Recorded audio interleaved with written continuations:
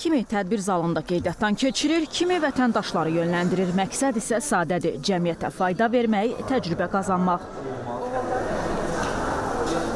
MDB oyunlarında könüllü olmaq mənim üçün sadəcə idman yarışlarını izləmək deyil. Biz burada ünsiyyət bacarıqlarımızı inkişaf elətdiririk, xaricdən gələn əcnəbi dostlar qazanırıq. İdmançılarımıza dəstək oluruq, onların sevinclərinə şərik oluruq. Yeni dostluqlar əldə edirəm.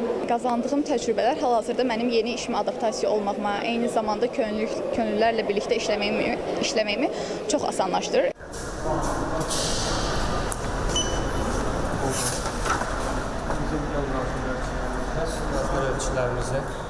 Minlərlə gənc, yüzlərlə tədbir, saysız könüllü fəaliyyətə ölkəmizdə könüllü sosial brendə çevrilib. Gənclər qazandıqları təcrübə, komanda işi, ünsiyyət və məsuliyyət bacarıqları ilə gələcək karyeralarını formalaşdırırlar. Son 5 ildə 20 mindən çox gənc könüllülük fəaliyyəti göstərib.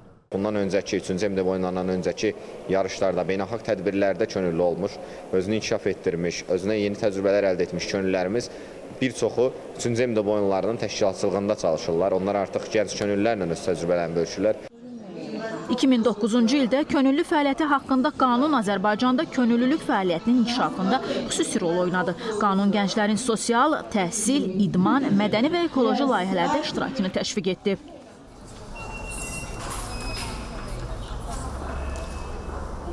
Elə gənclər də var ki, onlar könüllülük üçün məhz dövlət qurumlarına üstünlük verirlər. Könüllülük fəaliyyətim 2 ay müddətində davam edib və bu fəaliyyətimi bitirdikdən sonra nümayəndəlik fəaliyyətinə başlamışam.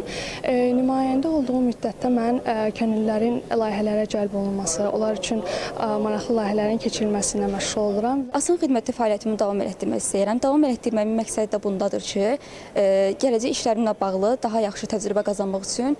Könüllülük təcrübəsi olanlar isə digərlərindən daha asan iş tapa bilirlər. 2 aylıq fəaliyyətim dövründə fəaliyyətim bəyənildiyi üçün Asan Könüllülər Təşkilatının nümayəndəsi olaraq fəaliyyət göstərmək təklif olundu. Fəaliyyətim dövründə, belə deyim, könüllülük vaxtında iştirakçı olduğum layihələrin artıq təşkilatçısı olmuşdum. Elə işə götürənlər də təcrübəli kadrlara üstünlük verirlər. Əgər namizəd könüllülük fəaliyyətlərində iştirak edibsə, demək ki, bu onun təşəbbüskarlığını göstərir. O, oxuduğu müddət ərzində sadəcə dərslərlə məşğul olmaqdan əlavə hər hansı bir təşəbbüskarlıq göstərmiş və müxtəlif əmək fəaliyyəti ilə məşğul olmuşdur. Təcrübə, əməkdaşlıq, özünə inam və gələcək karyerada ilk addım. Bir sözlə, könüllülük təkcə xidmət deyil, həm də öz gələcəyinə yatırılan investisiyadır. Jalə Gözəlova, Elvin Qəhrəmanov, Elnarə Həsənova, ASTV Xəbər.